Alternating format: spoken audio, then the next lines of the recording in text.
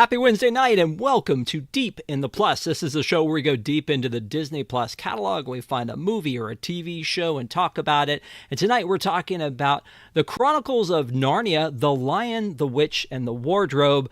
And to do that, we have the Stephanie. How are you?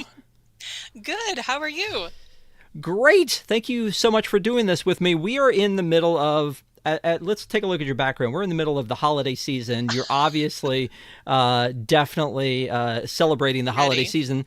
And so we always do holiday style movies. And so I do have to ask you a question in a little bit about this one and how it qualifies. But I was on a roller coaster about that one. So we're talking about the original Narnia movie. I say the original Disney Narnia movie, The Lion, the Witch, and the Wardrobe, that came out in 2005.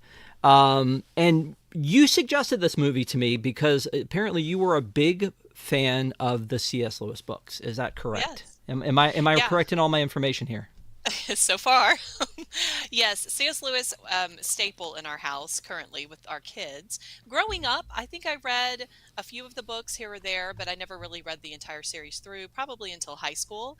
And, the movies coming out, and I thought, wow, this is very close to the source material. There were some things that were different, but for the most part, they held very true to it, which I appreciated. And I think it was a great adaptation of what you're reading. Now, of course, C.S. Lewis, at its core, The Lion, the Witch, and the Wardrobe. The entire series is a fantasy series. So you read it in your imagination. And some of the things that maybe the Hollywood people put in there, you wouldn't have imagined, or you wouldn't have thought that Edmund looked the way he did or the White Witch looked the way she did. But I do think that, again, the changes that they made that were not, core to the story, I actually think that they added to the visuals of this movie. So I think they did a good job. Yeah. I like it. Um, so I have so much to talk about here, and I want to do a lot of like before this movie conversation on the making of, and then also on C.S. Lewis and the books, and then the predecessor movies. I will say though that when my son was little, 2005 is when this movie came out. He actually had a Narnia sword and a Narnia shield from this movie. And so I was like, Nice. well, when else am I going to use this as a prop in a show? And so I go digging it up and I can't find it. I text him and I'm like, where is it? He goes, oh, it's at my apartment. Okay. Oh, Why? I don't know why. So maybe at some point we'll do Prince Caspian, and then we can okay. I can get those props back. So all I have is this, which is really just a Lego sword. But for Aslan, So cool. one Yes. of the things that I wanted to go back to was again the original books, the source material. And you and I talked about this in a chat when you first said, "Have you done this? Let's talk about this." It's been on my list since day one, 5 years ago, when we were talking about all the things we were going to do. This was one that was big on my list. But here are the books, and so the rundown of the books. I believe this is in the order they were released. Yeah, 1950 through Yes. 1956, and then you can see in the internal chronology it says where were we on Earth in the books, and then where were we in Narnia in the books. And so when you get to the Magician's Nephew, which is book 6, it's really year 1 of Narnia, and then the Yes. last battle then jumps ahead to 2000 2555, which again to me would be kind of like with the Star Trek universe, I mean the Star Wars universe on Disney Plus, and how I say like, okay, we jump back to the beginning with something like the Acolyte, and then we jump to like the Mandalorian, which is at the end, and back and forth. This is all over the place, but you feel pretty confident that this plays out well in the books, because they've never made it to the last battle as far as I know in making movies. Right. Not yet. I think, isn't it Netflix that's coming out with the silver chair, supposedly soon? See, here's the thing: is I pulled that up on online on YouTube. I was like, oh, it says Netflix The Silver Chair, which is clearly a fan made trailer. Mhm. It's Yes. clearly fan made. It's not the real deal. Yes, there is another production company that has the rights to it. So here are the Okay. books. You've read all the books, you said? I've read all of the. I don't remember the details of some of them as well as the others. My absolute favorite, which is a standalone, which Disney could do today, is The Horse and His Boy. Okay. Absolutely. Well, Disney's done. They're not doing it anymore. So, but here's the thing about this though is so in 2005 or in 2002 they made a deal with Walden Media. And Yes. the deal that they made with Walden Media was to release a lot of the book related IP that they had their hands on. The first movie was Ghosts of the Abyss, and then Holes. So Holes, everybody loves that book and that movie. And then Around the World in 80 Days, which was like Jackie Chan, and that one Yep. like got swept under the rug. And then like with other production company, 20th Century Fox, they did Because of Winn-Dixie, which has now been bought by Disney. They did the Chronicles of Narnia, The Lion, the Witch, and the Wardrobe. And then they did Bridge to Terabithia, which is it's a That's brutal right. movie. I don't know if you've seen it, but I'm not ready to review that one. Back at 20th Century Fox, they did Mr. Megorium's Wonder Emporium, which I think also was kind of a big deal. They did Nim's Island with 20th Century Fox, and again, all these now brought into the Disney family. They did Prince Caspian in 2008, and then Disney started production on the next one and was like, no, no, no, we're done. We're done. Mm, And so production went to 20th Century Fox, who was also doing deals with them. And The Voyage of the Dawn Treader was released with the same cast. And so then now again that comes into the family. Now that said, it's currently not on Disney Plus. I don't know why. interesting. Oh, It was, but it's not now. So again, the Walden Media, that deal is very interesting to me because it brought to life a lot of books. You already know I'm married to an educator. She was like, "Oh, Bridge to Terabithia, I love that book," or Holes, that's such a great book.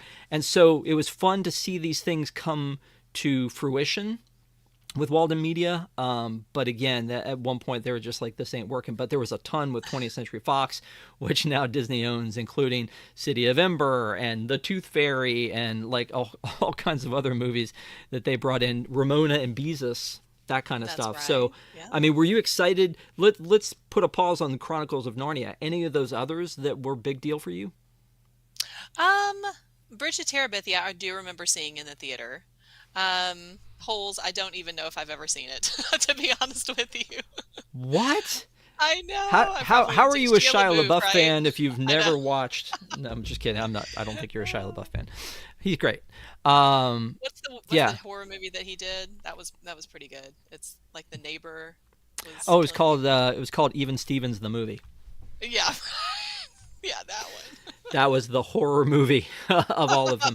By the way, Amy's in chat and says Stephanie's my favorite. Mine too. There you Oh, go. That's so thank you, great. Amy. Um, so anyway, so I felt like I think the BFG was like the last Walden production with Disney, and then they went their separate ways. But like those movies didn't even feel like they were part of Disney because they were so detached in so many ways. Right. But the Narnia ones, the cool thing to me is I remember there being a Narnia TV special. Are you talking about the 1970 something one? This one. Yes, the cartoon. 79. Yes. Yes. Yes. So I remember seeing this, never mind when, but I remember seeing this at the holiday season. They Yep. aired it, and I think it was a 90-minute made for TV movie. You could tell by the way that it's in the box format. But it's so funny to me. I feel like whoever was like the visionary for this Disney movie watched this because they're so similar in a lot of things that they do here, like the way that they look. So, but it's creepy looking back at it now. I mean, it's like the animation is so bad, and like the queen is really super creepy. Of course, he's munching on his Turkish delight, so that's great. But it's so similar too to the way that the one happened, except for the way they're dressed. Like this one, they're just American kids, Right. not the British kids. And then in that other one, I mean, in the one we're watching, they're British, and there's a whole backstory as to why they're where they are.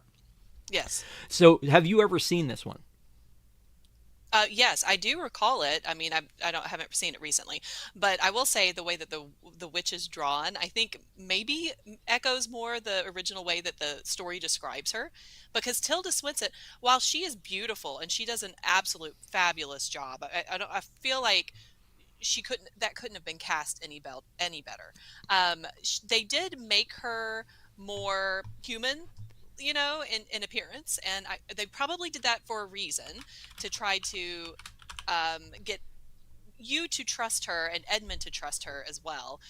But in the book, it talks about her skin being white, like as ice, and having bright red lips, and this kind of thing. So she did look more like a snow person, if you will, or something, just a frozen individual. So I guess that's why, they wanted to make it a little bit less creepy, as maybe it didn't translate well onto the big screen as the one in the cartoon did. Yes, exactly. So she has the makeup artistry is beautiful, beautiful job in this movie.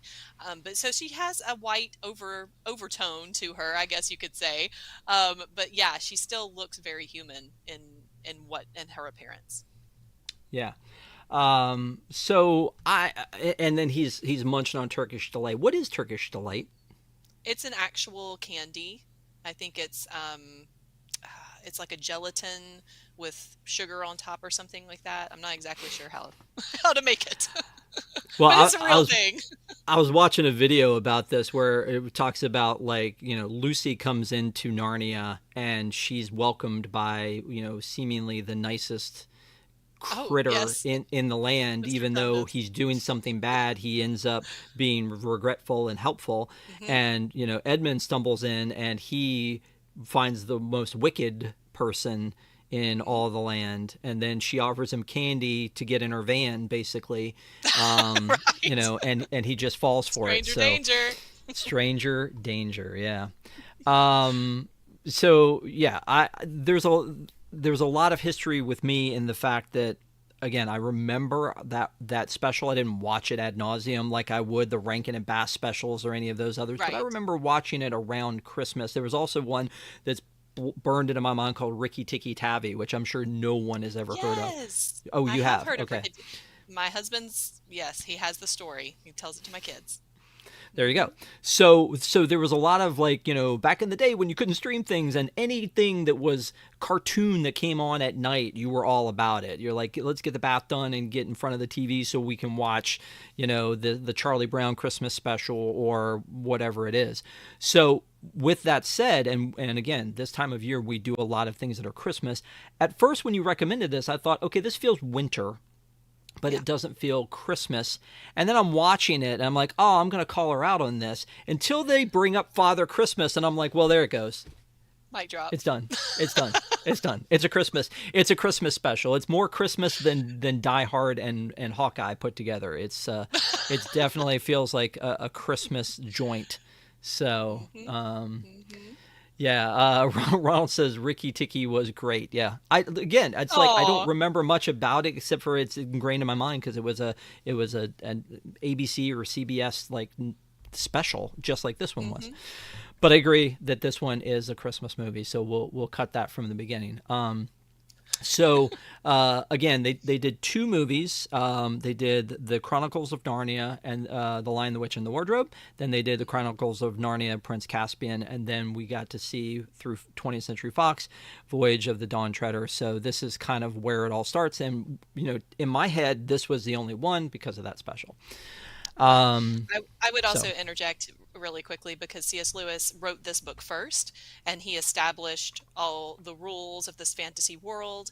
And so this is kind of his tutelar, book here, that everybody his writing, that everyone remembers. And yes, maybe you have read The Magician's Nephew or The Horse and His Boy, but this one is the one that everyone always goes back to. And it's arguably the best one, I will say, because again, you're kind of measuring everything. After this, it was the very first one, so you're measuring everything else up to its standard. yeah, okay.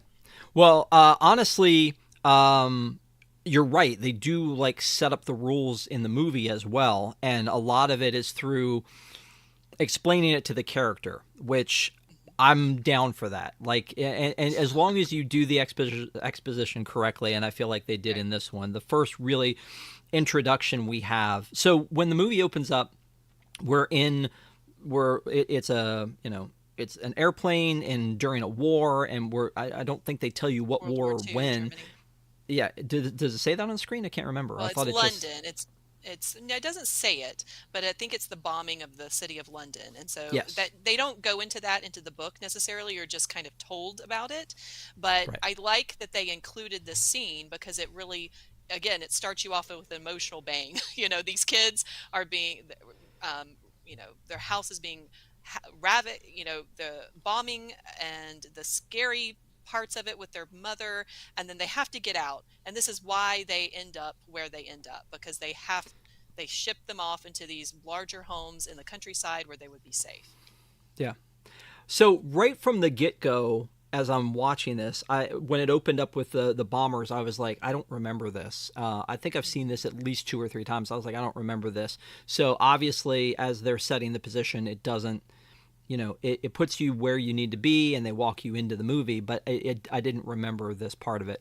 But once it started, and Edmund, against everyone's words, runs back into the house to grab the photo of his dad. I immediately remembered that I had such a bitter hatred of Edmund in this, and I Yes. don't know if that's done as well in the book as it is Hmm. in this movie, but you just Yes. hate him. He screws Yes. everything up, and yes, he's the one that's moving the plot along and takes us. If it wasn't for him, none of this stuff would happen. So a Hmm. little bit Lucy introduces us to the world of Narnia, but then he's the one that gets them trapped there because he disappears and Yes. etc. So Yes. you have And it's 5 kids? Can foreshadowing. can you forgive him, or do you hate him as much as I do? Yes, no, it's his redemptive story arc. That's the whole point, that he is somebody to be hated. He is somebody that Peter foreshadows and says, "You're so selfish. Like you did this, and we could have all been killed and everything. Run back in the house for that." And yet, it's kind of showing the future of his selfish behavior, how that can be redeemed in the end, and forgiven and redeemed. And so, yes, you can forgive him. I think it takes a lot, but you can. I see. I disagree. I don't think that there's enough redemption in him, as bad as the road that he sets them down over and over again. Hmm. Yes, he has some redemption in the fact that he tries to save Peter at the end, but honestly, I'm still angry with him, and he doesn't do enough for me to like Mm, forgive what he's done and what he did to Mr. mhm, Tumnus and what he then turned around and did to Aslan and then mhm. Aslan has to sacrifice himself for him because of him. It's all because of him. And then yeah, it just I mean yeah, that works out well, and we'll talk about that. But I just mean it's just so angering with this kid, and they couldn't have they picked a better actor. I Oh, he mean, was great. He was so great. And not to mention the fact that I read that he did not like to be hugged. And so the director told the other kids to go hug him as much as possible to make him really like upset with them and everything.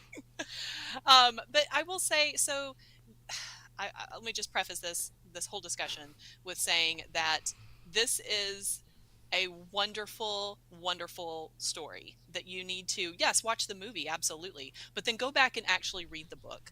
And it's so many layers, and it's so deep.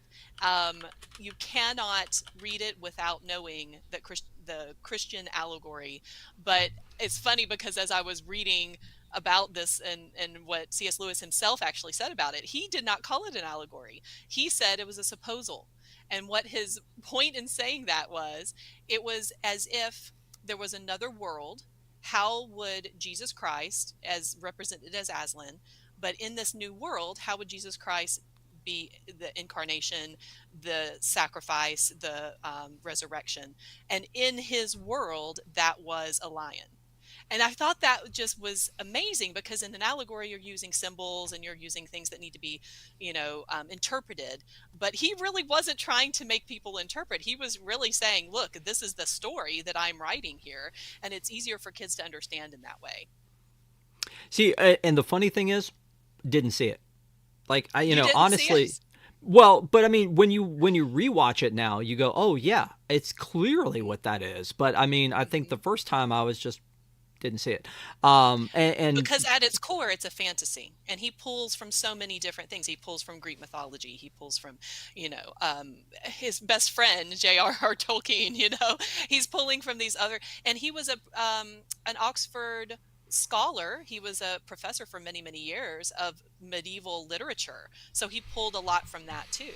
So yeah, I yeah. mean, I think you're right. You can just look at it on its surface as a fantasy and still really love the story.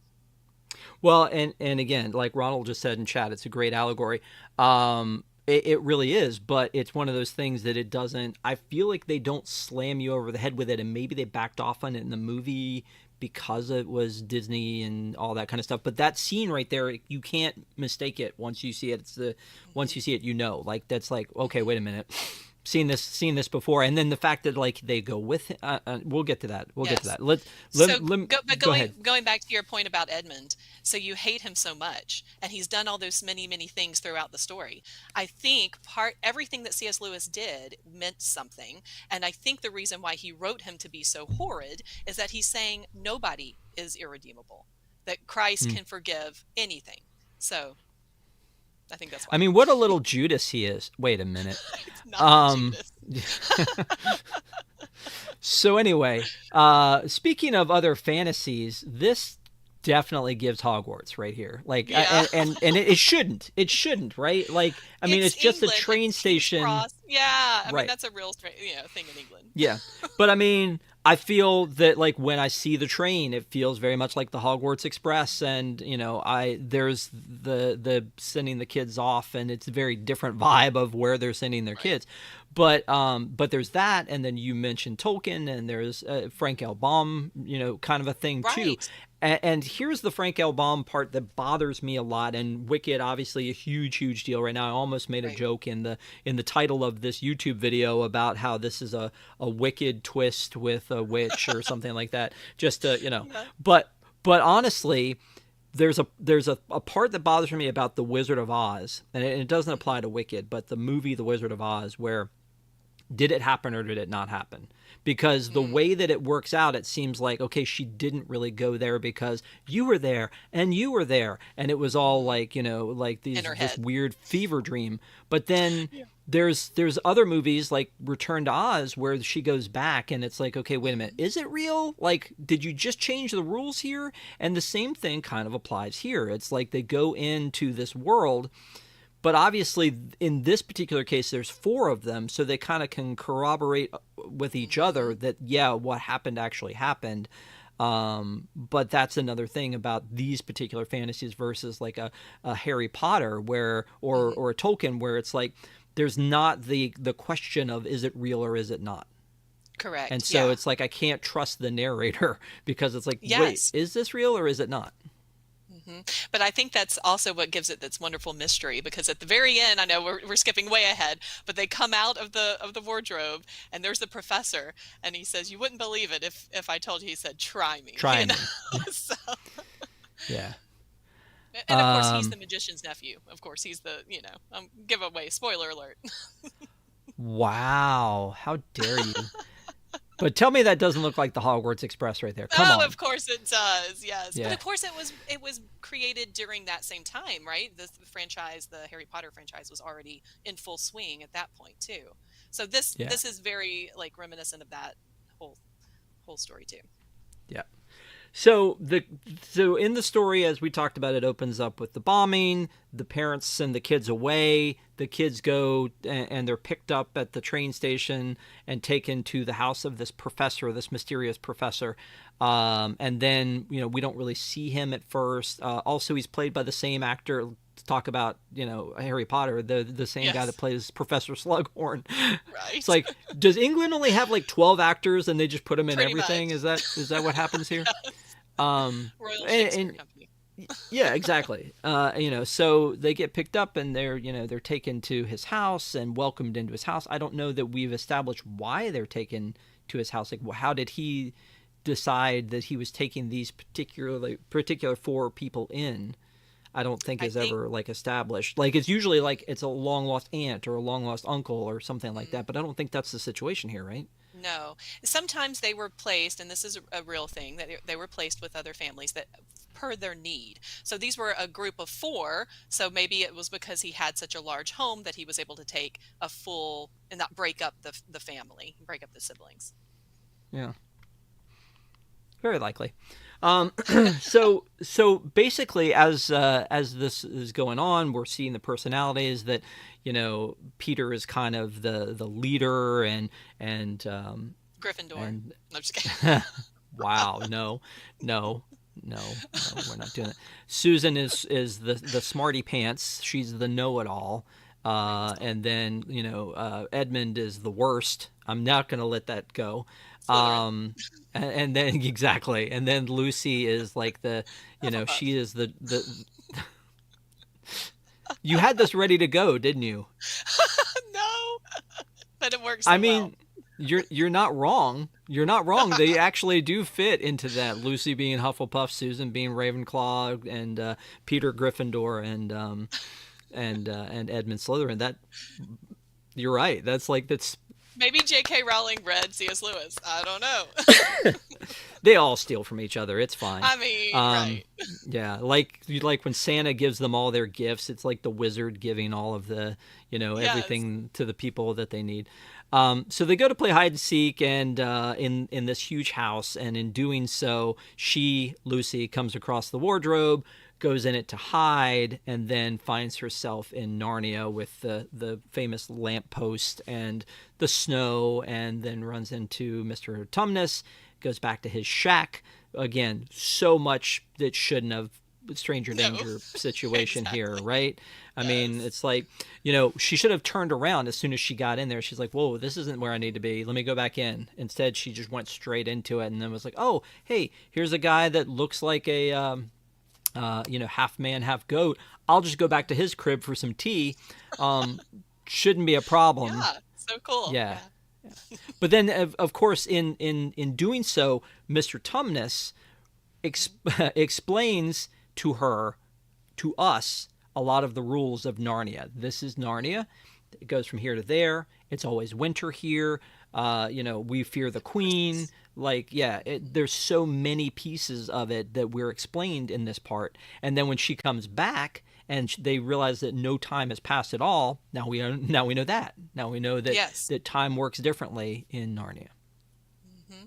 And I will say, James McAvoy, great job. I think I there's a creep factor to the makeup that they did. I feel like maybe they could have put a little bit more covering or hair or something along the top, but yeah, I think he's one of the great actors in this film.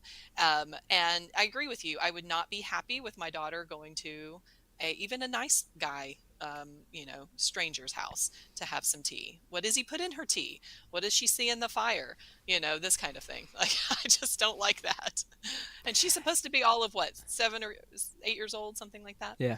And also the fact that, like, what's the plan here? Like, obviously the scarf works as an aesthetic to the rest of it, but it's kind of like the whole thing about a vest. It's like, I'm warm here, but Yes. I mean, I'm cold here, but my arms are so hot I need to let him go free. He's got a Right. scarf on, it's so cold, and an umbrella to keep the snow off him, but shirtless. Right. I Yeah. mean, Would have been and this better with the isn't coat. Channing Tatum, it's James McAvoy. I'm just throwing that out Exactly. there as well. So I mean, it's not for the ladies, if you know what I'm saying. Oh So, dear. yeah. Or goat. But he does give those creepy vibes that he does in the what was the movie that he was in, with the shattered. Oh, Unbreakable or something. No, no. What is it? No, Unbreakable was Uh, the first one. Somebody's gonna say it, I'm sure, in the yes. chat. But it was the second movie in that one, and it's like Split, I think was the name of it, Oh, maybe. Split. Yes. Yeah, Hmm. and so that one he definitely, as an actor, overdid for himself in the multiple Hmm. personalities he was playing. And then there's when he plays Professor Xavier, and that's pretty much the only three that I know him from. This being Professor X, and then also the wacko in Split. Mhm. So again, seeing him here and then knowing him from that, it does give super creepy vibes from that. Um, but I love like kind of the fish out of water situation where he, she's there and she's gonna like, let me shake your hand, and he's like, what? Like, what do I do with that? You shake it, um, and it's not in your face, but it's again showing that Narnia is a very different place from where she comes from. Um, so there Yeah, was and some there's complaint from people that Lucy in the book has golden hair and oh, in this does not. Do you have an issue with that? I don't. Sometimes child actors can be a little bit stiff and, don't emote as well as they need to. And I think she did a decent job. I think just the Lucy character in general is kind of annoying sometimes for me as I'm watching it. But I think they they did some things whenever they filmed her to create that emotional awareness too. So when she went onto set, when she's looking at the snow, I read that was, something that they did for the first time. She hadn't seen it before, so she really was surprised with the snow. I'm looking in the chat, and Kat is in the chat and says, "I'm a scarf girl. I wear summer scarves with tank tops. I get the scarf thing." Fire Chief 66 says, "Not a lot of places that tailor to clothing for half man, half horse, but there should be in Narnia. There's a lot of them between the There satyrs and should be a the Narnia, yeah, yes. and the centaurs Minotaur, and the yep. fawns. There's totally should be that. So I Good point. disagree. I think that should be a thing. The reason I ask about that is because in the golden hair thing is, first of all, here's what Mr. Tumnus looked like in that 1979 cartoon, which looks straight up like the devil, like no question, It's with the the red, horns yes. and yeah, and the red. And then again, she's very Americanized. She's wearing just a turtleneck sweater, but she's got the gold hair. So again, Lucy, you had mentioned from the top that the casting was great. Susan, Mhm. Peter, Edmund, and Lucy. The casting is great, and all these. And you mentioned, Tilda Swinton as the witch, and then also I had forgotten that Liam Neeson was Aslan until he walked out, and then I was like, well, it is a movie with wolves, so no wonder Liam Neeson said that he would be in this one. But Exactly. But then who this was who at else his like could height. play that? Exactly. And his that voice, I mean, only James Earl Jones could do any better. And he's already Mufasa and he's already Darth Vader. So you really can't put him in as Aslan, I feel like, but Liam Neeson, great. Absolutely perfect. Perfect casting. Yeah. Now these kids who played these characters, I don't know them from anything else. So I mean, they may be big in England, or I mean, I know Susan. looking up Anna, I think Anna, I forget her last name, but who pop something, who was Mhm. Susan, has acted in other things, but not Yes. huge. They like No. you would have thought she would have broken out because she was cute for her age. I mean, at the Yeah. time, and she was, again, Susan character was supposed to be striking, Yeah. but also like she's in her mid 30s now. I don't know. I feel Yeah. like that she should probably have gotten a couple other parts.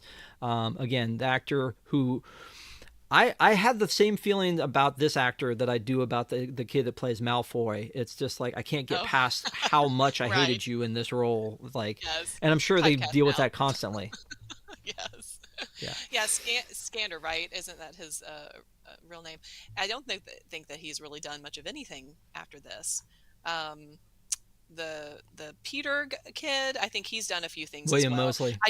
Yes, I just remember Anna Susan being in. You're gonna laugh. I think it was the CW Rain series that Uh, she was in, Anna Popplewell and is her name. yeah, that was definitely not in the child realm. That was more teen or young adult. Is that this? That's that. Yep. Yeah. Hmm. Okay. Subject Um. matter is different. Yeah.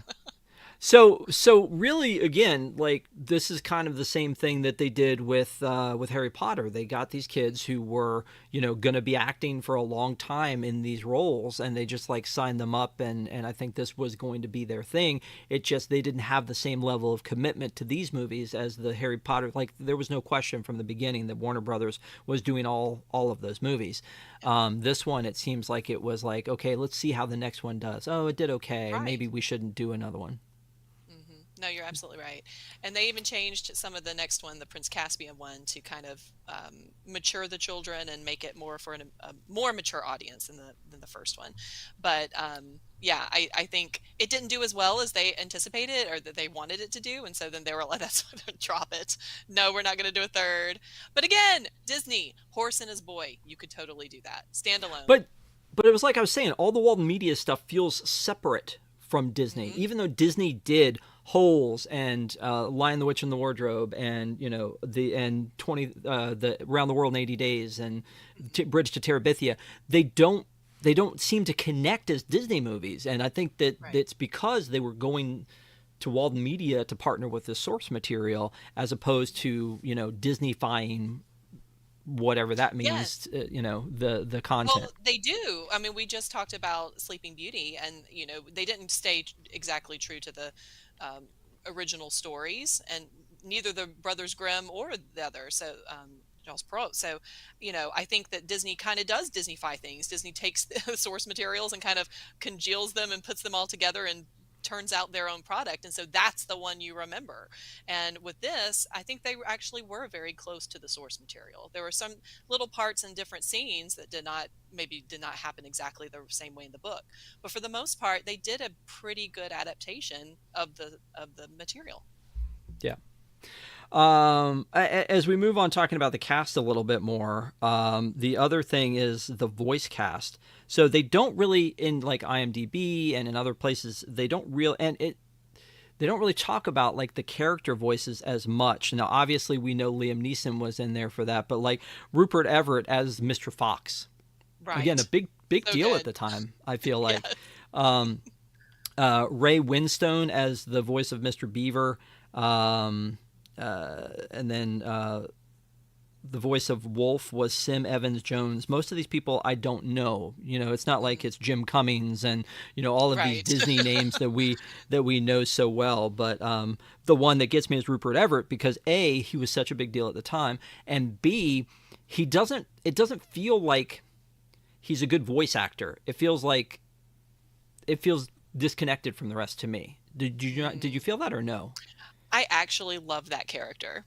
I don't know. Mr. Don't Fox. ask me why. Yes, I love Mr. Fox. I think, again, it's one of those things where, can you trust him? He's sly like a fox. He's going to lie to you or he's going to tell you the truth. Is he really going to help you escape? I really did love that character. And a lot of times when people have, like Chris Rock, when he voices something, it's Chris Rock. You see Chris Rock's face. You don't actually look at the character. You see his face. And you just can't get over that voice. But somebody like that, Rupert Everett, I feel like he did an absolute great job because I did not just listen to him. I did not just see him. I saw the character and fell in love and liked the character for who he is. Okay. Yeah. So I mean, here he is talking to the group, and it just he feels different. There's something about him to me that just feels different. I don't know whether it's the voice. Maybe I was taken out of it because I know the voice, as opposed to like I have no idea who Dawn French is. I mean, she did a great job as Mrs. Beaver, but I have no idea who she is. So maybe that's what it is. That it's like when I'm seeing trailers for Sonic 3 and I hear Keanu Reeves, I'm like, yeah, that's Keanu Reeves. Um, so it's interesting that that was such a big character for you because to me it looked like that character didn't belong. I don't know if the animation looked different to me or the voice took me out of it or what, but That's yeah. interesting. Anyway, but I do think it's interesting too how the voices weren't highlighted with everything else. They when you watch the credits at the end, the voices aren't in the cast list; they're separate. And when you look at it on IMDb, they're not in the main list, even though Mr. Beaver is a huge part of this He movie. is big character. So, yeah. Um, yeah. So, they go. Uh, in the storyline of the movie, they go, Lucy goes in, she comes back, and then Edmund follows her in, but then they don't meet each other, but then they come back out together, and then Edmund, because he's, under orders of the Queen not to like let them in on this secret, make it a surprise, basically throws Lucy under the bus. She's crazy. I don't know what she's talking about. Then they go back into the wardrobe, all four of them. Then they're all in there, and then they go to Mr. Tumnus's house that's been overturned by the secret police, who signed the letter, the secret police. Not so much of a secret. Bad kept secret. That's weird, though, right? Yes. Yeah, no, I think it's meant for children, and it's probably something to, as a kid would say, oh, it's the secret police. I am the secret police. Here's my badge. That kind of thing. Yeah. So I did find that to be somewhat humorous. And then, so they go out, and then they run into Mr. Beaver, and he holds his hand out and clicks at him, and he's like, what do you want me to do? Smell it? And it was just like, okay. But I mean, even though I hadn't read the book or didn't remember anything from the original, that 1979 mess, I kind of felt like that was about to happen, with Mr. Beaver when he comes out. But there's this huge scene where it's like all this foreshadowing of him coming out, and is he going to be good? Is he going to be bad? Are we afraid of him? Who is he? What's he doing? And then, Peter puts his hand out and he's like, what do you want me to do? Smell it? Starts talking, yes. Yeah. And so he clearly knows that they're not from this land. And then when he takes them back to his place and they start talking about, Aslan, he's like, what? You don't know who Aslan is? How do you not know who Aslan is? Which, again, back to the allegory, it'd be like, Jesus? You don't know who Jesus is? What? Yeah. What are you, crazy? He's the best. You got to come meet him. But it was part of that prophecy, right? So everybody in the land of Narnia knows about the prophecy. The children are part of the prophecy, but don't know about it. Well, and again, what should have smacked me in the face about the allegory was the daughter of Eve and the son of Adam. I mean, it's right there. Yeah. Right. Yeah. So they follow the beaver back to his beaver dam, which apparently is somehow human-sized for them to get into. Exactly. And then no one seems to notice in this little small bubble of a hovel that Edmund has left to go find the Queen, and get his crown and more Turkish delight, because he's just the worst. Because Peter was ready to pack it up and go home, and he would have had Edmund not left, which again furthers the storyline around. I get it. I get how that's works, but it's still frustrating. Like, couldn't we find another way other than this to make that happen? Because you're just like, Edmund, and he's still under the middle child. Yeah, he's still under the guise that she's going to be all right and she's going to take care of him, even though he walks through this den of Medusa style rock people, even though but him stopping to draw the mustache and eyeglasses on a statue just seems like an extra step of cruel. Yes, like kick you when you're down kind of thing. Yeah. Well, that exactly. Again just shows you how terrible he is. He is the worst. Yes, He's the worst. We have agreed that he is the worst. And then they lock him up, and he's in with Mr. Tumnus, and then the Queen outs him in front of Mr. Tumnus. Oh yeah, he's the reason that you're here. And Tumnus is like, oh, what? It's a thing. And then they're running from what they think is the Queen coming after them and tracking them down, but no, it's Santa Claus. Is that not weird to you though? Again, I get that it makes it sort of Christmassy, but it's not weird that of all of the things that could happen, it's like now we're in the Rise of the Guardians movie. Exactly. No. So I think, again, C.S. Lewis is very intentional in his writing and what he intended for things. So J.R.R. Tolkien famously hated this book whenever C.S. Lewis read it to him. I think it was just not, of a different level than he was willing to go. I think, he was making his own language and all of these, very intricate worlds and things like this. So he really was not interested in what C.S. Lewis is doing.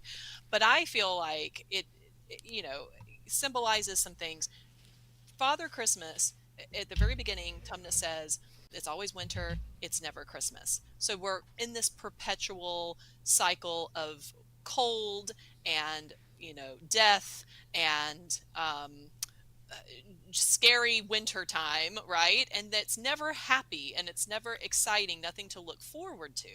And as soon as Father Christmas arrives, then that signifies that things are changing and the queen is losing some of her power and we are actually going to progress. We're not going to be stuck in this perpetual cycle of, like I said, death and destruction and coldness, but there's going to be warmth and happy and excitement coming.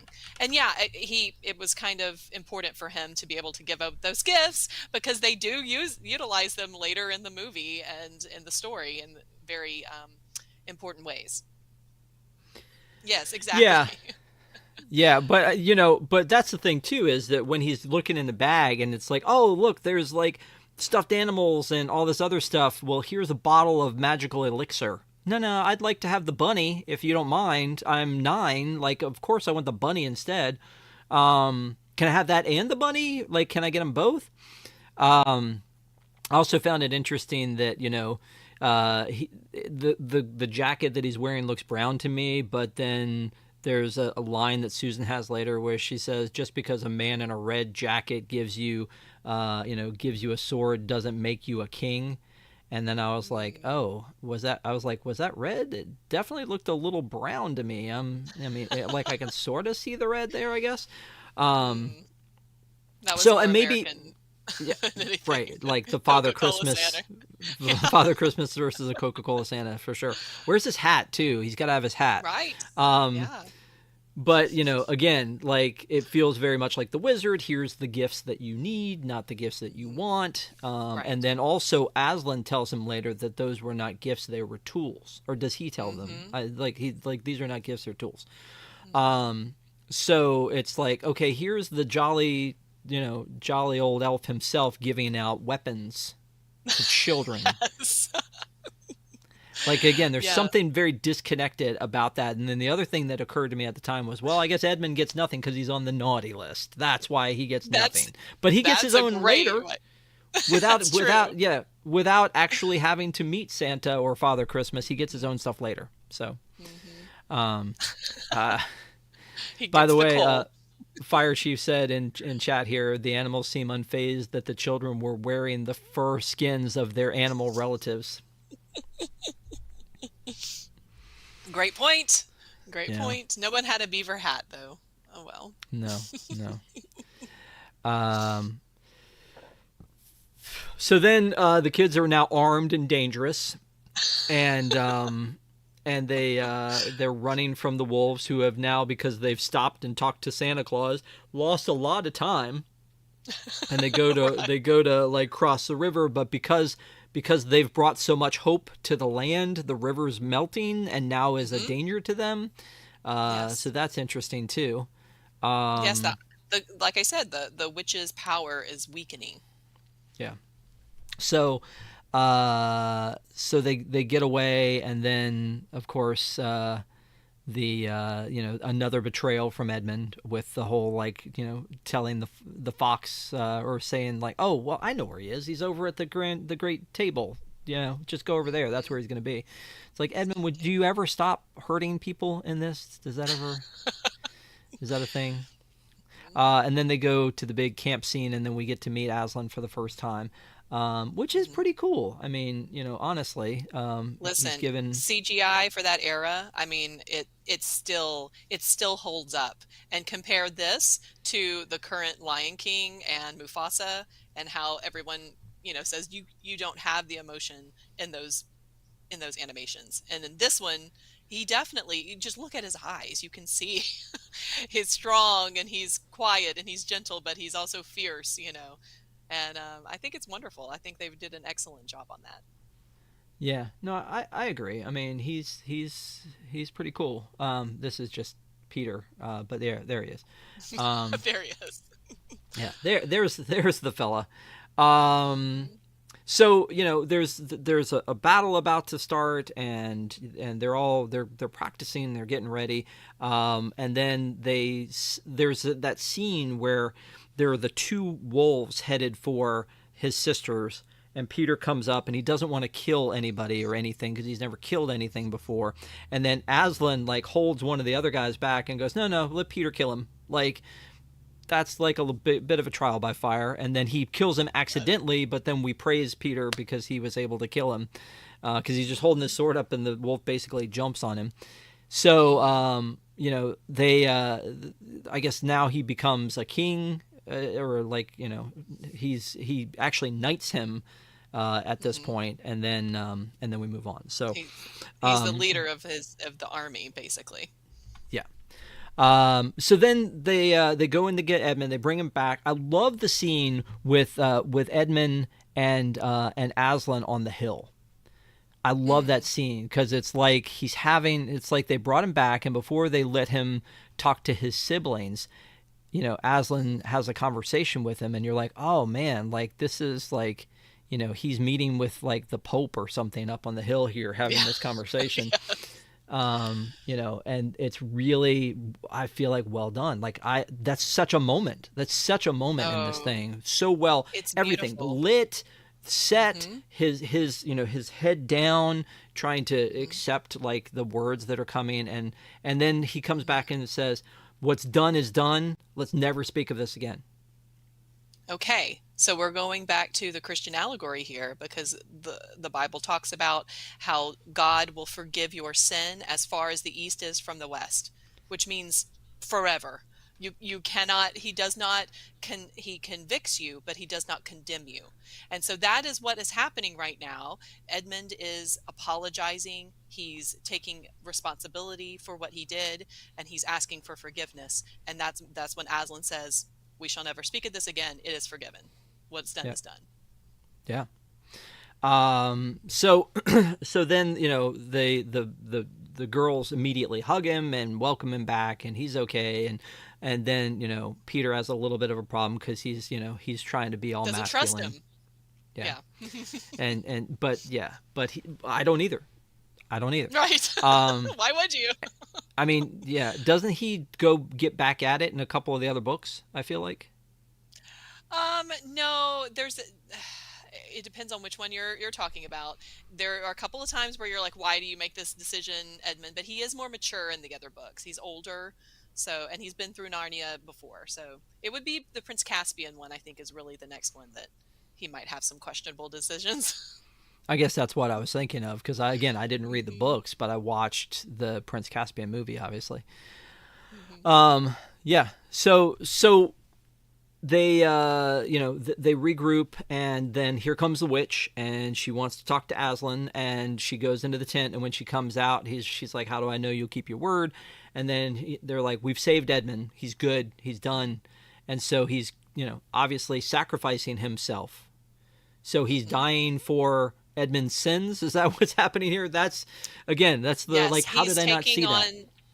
he's taking on the consequences of his sins. He's saying, you the wages of sin are death. That is what the Bible talks about. And so therefore a life has to be sacrificed. And instead of yours, I will give mine. Yeah. But he also knows that something else is like there's a loophole of sorts, but we'll talk about that in a second. This bothers me because she was told that the bow would help, like the arrow would always find its way or something like that. And she misses the bullseye. I expected her to just pull back and just hit the bullseye every time. Right. Maybe it wasn't quite, the heart of your enemy or something. It's just practice. I guess so. I love that Peter's horse is a unicorn. I think that's funny. Yeah. And it makes me wonder, like, was that practical effect? Did they glue that on, or can we talk about the artistry of the film, like, honestly, for a little bit? The practical effects, like you're talking about, the Minotaur in this battle scenes. Oh my gosh, Disney, come on! This is what we love, right? This is the the physical sets, the effects, the FX and everything, even the CGI. Yeah, I mean, you can tell it's older, and you can tell that they were using a green screen in certain scenes, like when they're on the hills and mountains and that kind of thing. But for the most part, this is a beautifully done, just on set, on location, or in the soundstage. I think they've done an excellent job, and especially I'm a fan. I don't know if you've ever seen, but the show on Sci-Fi Channel called Face Off. Have you ever watched that? That Hmm. is such a fun show, and they have many seasons of it now. Sean Astin was one of the people that they brought in at one point, because of Lord of the Rings. But they always give them a task, and they say, okay, this one's a fantasy, and you have to make a male character and a female character, or this one's a horror film, and you have to do certain things, and they always have to incorporate stuff. That is what they did so well on this movie, and the applications, the makeups, and everything like that, phenomenal. If you haven't seen Face Off, go and look at Face Off. Gotcha. Yeah. I So think they won an Oscar for it or something, right? well, Wasn't and that again, thing? this seems like such a grand scale movie in Mm-hmm. all aspects. And again, maybe they were casting some unknowns because they were going to take these kids through all of the movies. I know that these four aren't in all of the books, but I mean, again, they were going to probably Right. carry them through. So, but it seems like it's on such a grand scale, especially for the Yeah. time and for Disney, because they didn't do a bunch of big, huge, grand scale like this. I mean, they Epic. bought Mm-hmm. Avatar, they bought Marvel, they Mm-hmm. bought Star Wars, but they didn't really do this kind of level for things. They did Freaky Friday, they did The Yeah. Love Bug, they did, so it wasn't that kind of thing that we were seeing from Mm-hmm. Disney, and so that's why again it feels a little bit not Disney, Mm-hmm. for better or for worse. Honestly, I mean, Yeah. it feels a That's little bit, him. Oh my yeah, gosh. That's awesome. yeah. Was she Even supposed to polar be bears. wearing Aslan's mane? Yes. So, fun fact about lions: the lion's mane is a symbol of virility and testosterone.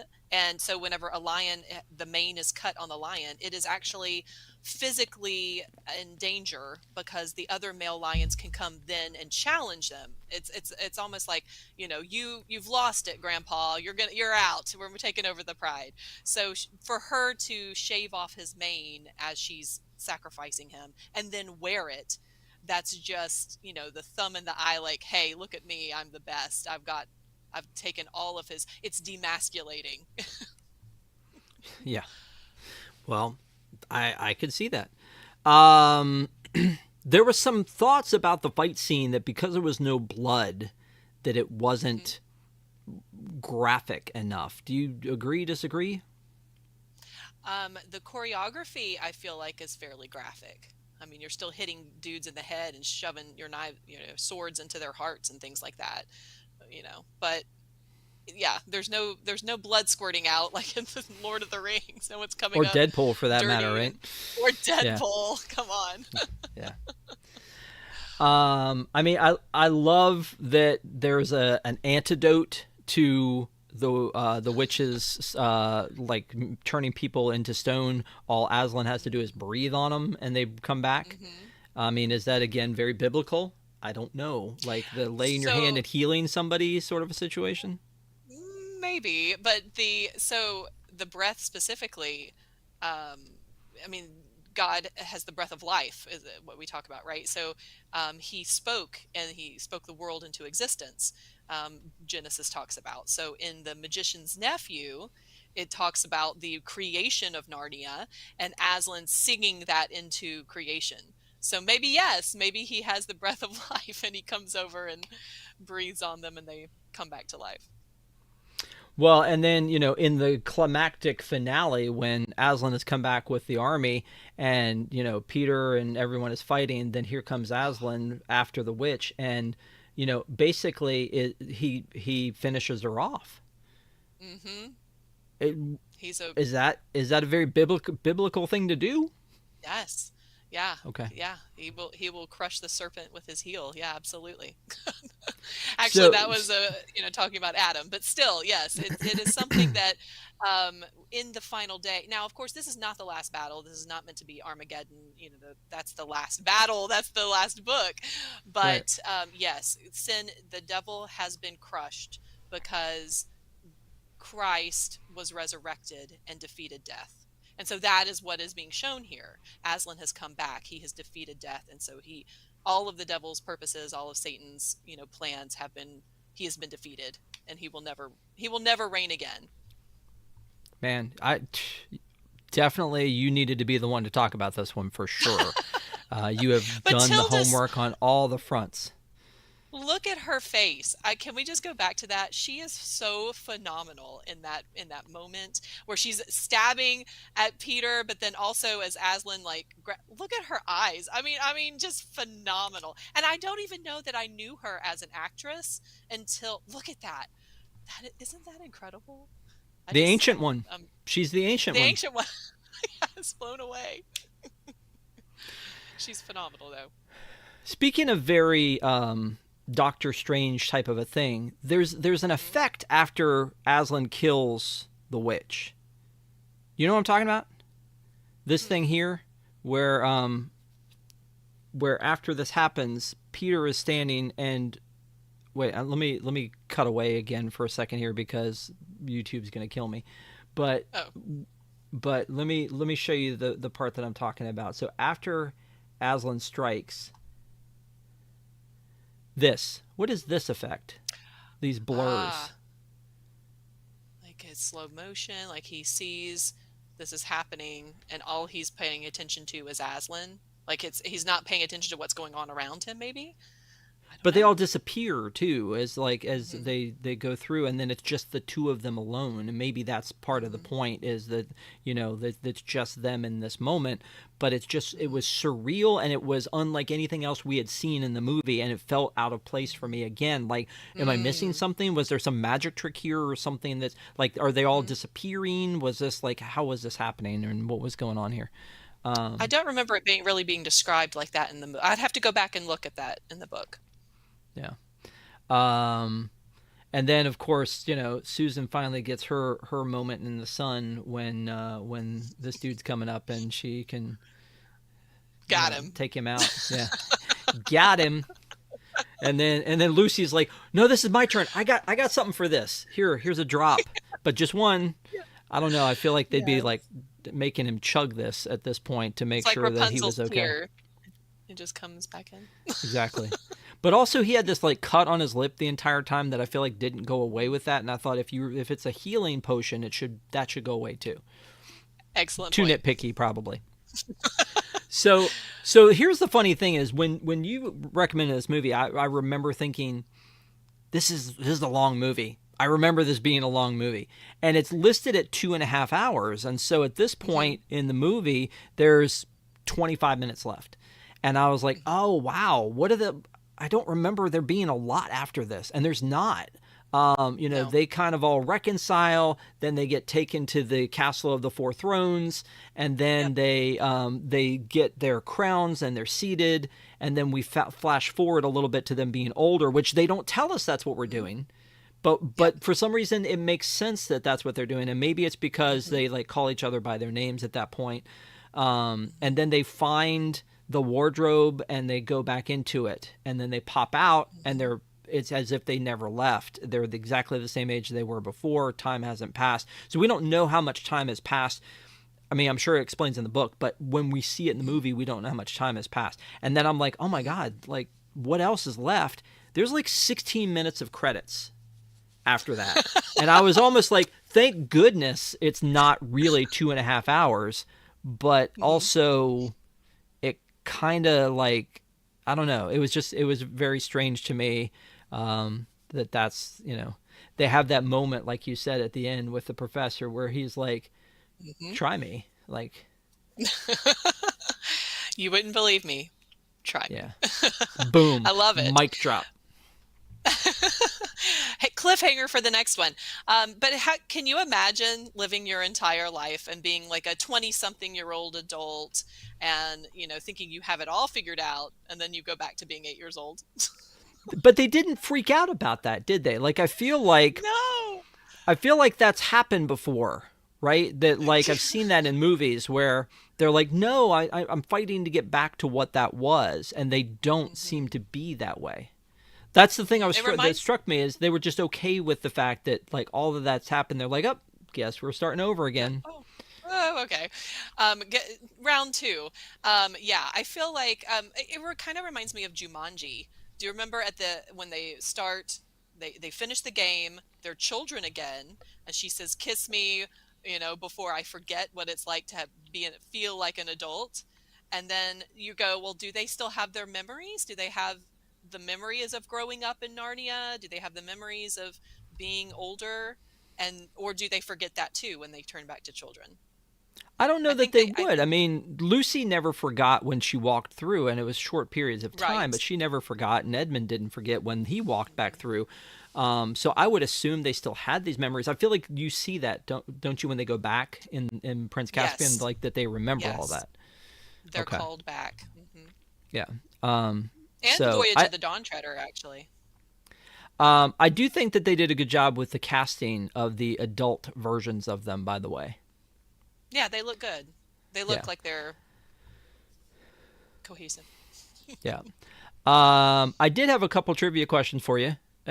Oh But I no. don't. But I don't know. I don't know. I don't know. It feels weird to have trivia questions about this one because there aren't as many little details. Plus the fact that like you've read the books and would the lines be blurred. So I'm just gonna throw them out at you, Oh, and you just let me know. fun. Uh, um, I thought these were fun. All right, you ready? And again, play Okay. along in the chat if you will. And if you haven't already, please give us a thumbs up as it helps people to find the video. And we're wrapping up soon, but I just want to do the trivia real quick. When they're playing hide and seek, that's when Lucy disappears into Narnia. How Okay. high was Peter counting? Oh, I have no idea. To 100. 50 something. To a No. 100. Okay. Yeah. Yeah, because you can still. I think when she pops out, he like yells 100, like "Here I come" or something like that. But yeah, you could hear him counting up, and I was like, "Oh, that's gonna be a question. That's gonna be a good one." Um, uh, what was the name of Edmund's horse? Philip, wasn't it? It is, which is Close. interesting. Okay. Why? Because Prince Philip? I don't know. Yeah, because the last time I asked you a horse's name, it was Oh, Samson because of Prince Samson. Philip. Yeah. Yeah. I don't know. I thought that was neat. When they get their crowns, each one of them is crowned for one direction of northeast, Yes. southwest. Oh, why didn't I What study is this? Susan's direction? Susan. I'm gonna go south. I don't remember. It was south. It was south. No! It was south. Yeah. No, it was a good guess. It was a good guess. Yep. So it's Lucy of the east, Alliteration. Edmund of the west, Hmm. Susan of the south, and King Peter of the north. Peter of the North. Hmm. Yeah. And the last thing I have for you is that after Narnia, but before they be, I mean, after they get to Narnia, but before they become, actually, once they get to the camp. Once they get to the Okay. camp, they kind of they get into their sort of like their battle clothes. Hmm. What color is Susan's dress? Oh dear. Susan's dress would be. Is it green? Nailed it. It's green. Yeah. No way. Yeah. Total guess. Yeah. Well, you I have guessed one for correctly. you.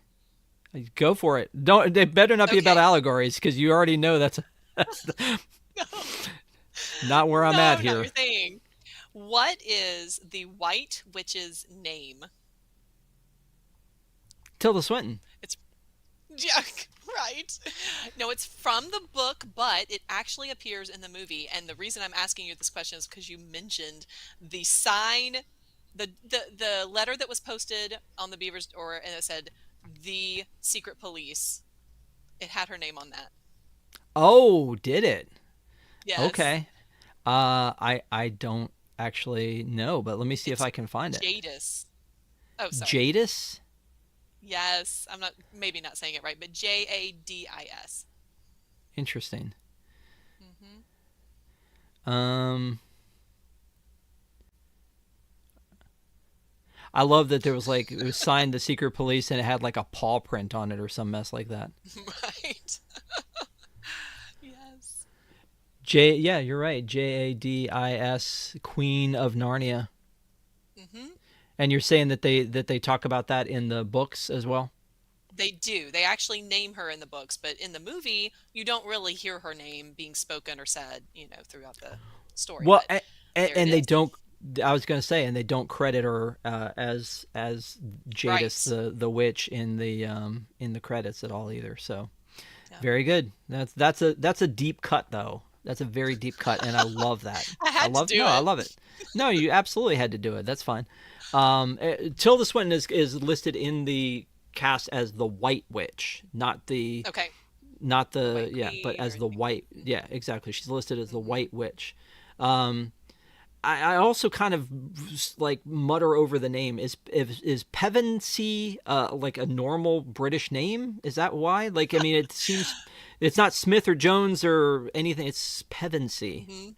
Yes, it's very bizarre. I think as all the names in Tolkien and Lewis writings are very bizarre, but it does sound very British. My mother-in-law is from Wales, and she would say it Pevensey. Instead, I would say Pevensie or something and put the wrong emphasis on the incorrect syllable. Thank you, Mike Myers. Um, so one of the things that I wanted to point out because we always talk about this, and before we get to the final thoughts, we always talk about like are there any effects from the parks? I don't Mm, know if you remember seeing this mess, but it was at mm, the MGM Studios. There was okay. a Journey into Narnia, creating the Lion, the Witch, and the Oh, Wardrobe, and it was I back do where recall. if you look at this area, this is currently the pathway to get to Toy Story Land.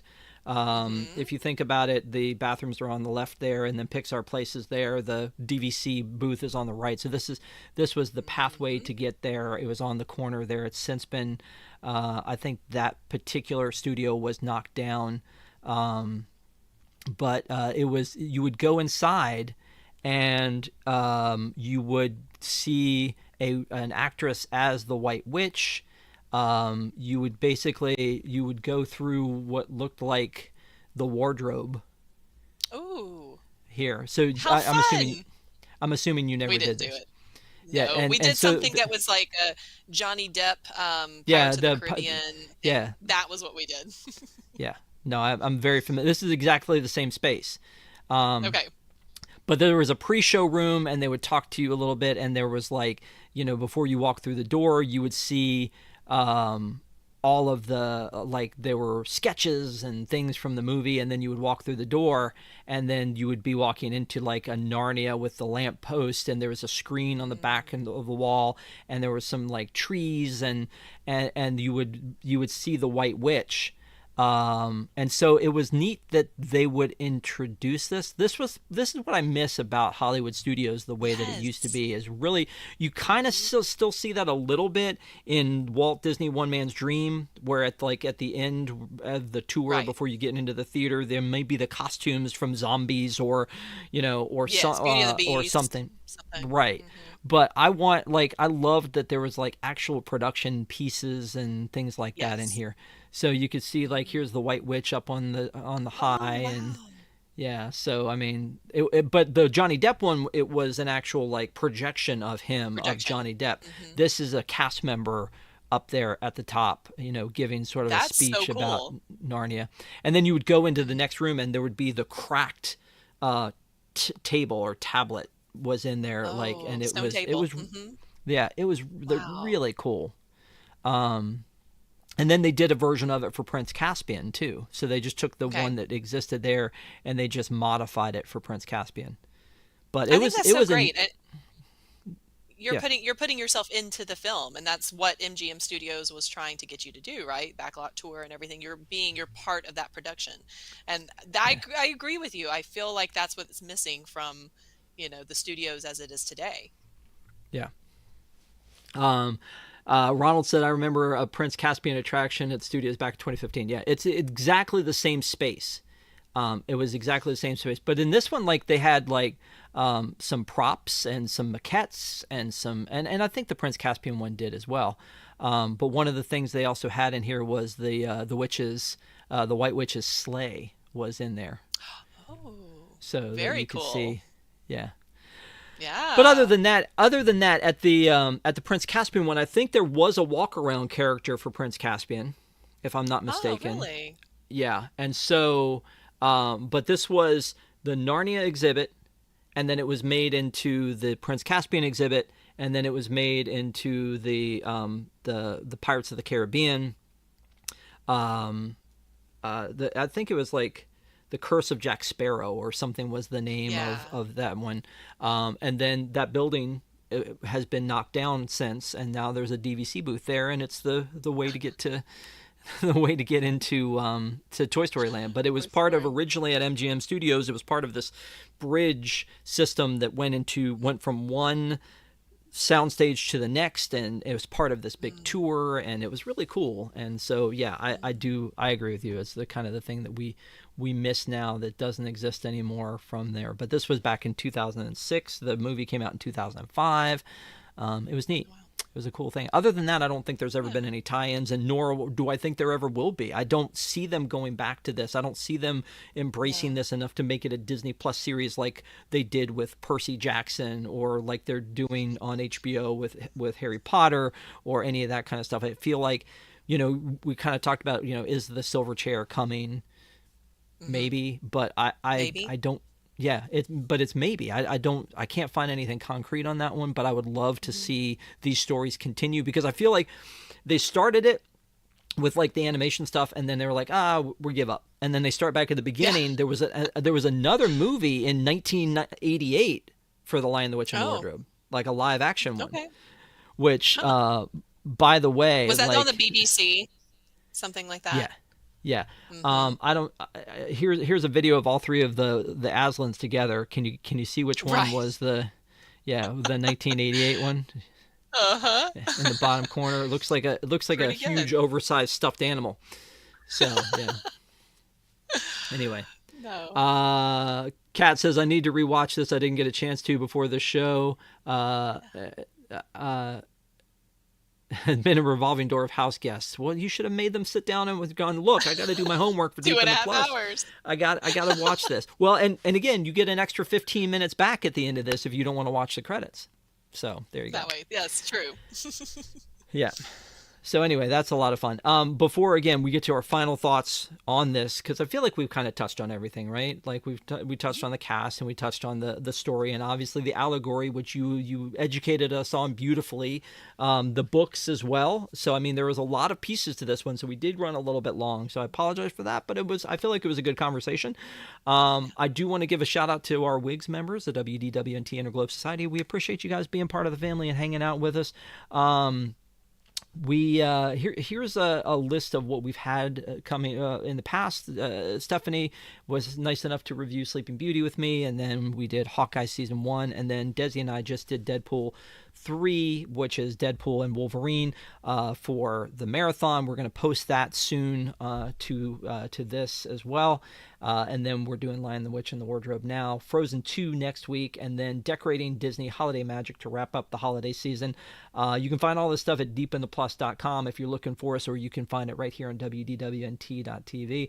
Also, we do a little show on Sunday nights called Park Center. We didn't have a show last week because Tom spent the entire day talking about auction items. So this week we will be doing a Park Center to catch up on all the big things that have happened, and then on the 15th we're going to do a Park Center 2024 in review, all of the big things that have happened. And it's so funny how many we forget during the course of the year. Things that happened, like, we just launched the Treasure, but the Wish started the year Yeah. off. Like, what? The Like, Wish? What's the Wish? how is that the same year? Like, it's so crazy Right. with that kind of stuff. And then the Destiny's next. So I mean, there's so many different ships and things, but Adventure. yeah, Hmm. the adventure. Yeah. So hopefully you join us for Deep in the Plus every Wednesday night at 9 p.m. and then Park Center at 9 p.m. on Sundays. But now, Stephanie, you picked this movie, so I feel like I know the answer to this question. But as you know, it is tradition that we have to ask, if you're cornered, Would you recommend this movie? Yes, I would. And I would recommend it from young to old as well, because again, I feel like there's so many layers. And as you mature, you look at it, you come from a fantasy standpoint, you like fantasy movies, you're gonna just love the story as the surface layer. But then as you get deeper into it, you see that there's so much more to it and there's more meaning to it. And it's fascinating. C.S. Lewis himself is a fascinating guy.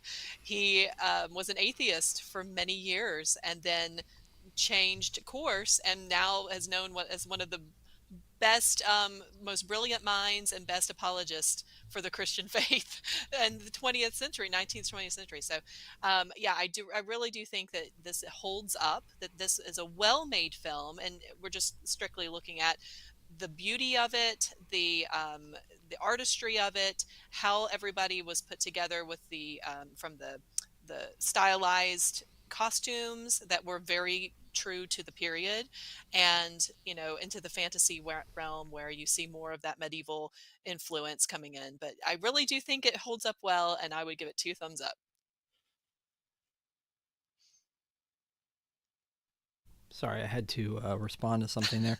Um, I will tell you that I actually love an adventure movie, and for me, this one, like I said, it was pretty epic when it came out. And the question is always when you go back to something that's going to be 10 years old in next year, does it stand the test of time? I think it does. What the only thing that makes me sad is that we didn't do all of them. Like I said, we didn't Hmm. do all of these. I would love to have been able to see all of these done. Now, I was reminded by somebody on Twitter today that books exist, and you can read the books, and you can follow the story, and probably get a better understanding of it when you do that. But for me, I love movies. I love TV shows. I can consume a lot more content when it's put on a screen in front of me, and I can eat my popcorn and watch it. So I would have loved for them to have done all of these. That said, you can now watch Lion, the Witch, and the Wardrobe and Prince Caspian on Disney Plus. Hopefully, Voyage of the Dawn Treader comes back at some point since now they own that. But I would definitely recommend this. It stands alone. Like that's the other thing Yes. too is like a lot of fantasy movies based on book series don't stand alone. Like Wicked, you have to come back in a year to see how that one ended, and also Right. Into the Spider Verse. But with this one, you can watch it and just be done, or you Hmm. can turn the page and watch Prince Caspian after that. So I would love to get everybody's Exactly. comments, in chat afterwards. Let us know in the comments below what you think of this one. Did you watch that creepy 1979, animated series like I did? And do you think this is a Christmas, a Christmas movie? I feel like we kind of said it was, but maybe you guys have different thoughts. Let us know. Please make sure to come back and see us. Stephanie, as always, this is an amazing time when we get to sit and hang out and talk together. I appreciate you, and I hope you have a great holiday. Thank you. You too. Merry Christmas, everyone. Thanks a lot. Have a great week. We'll see you next time.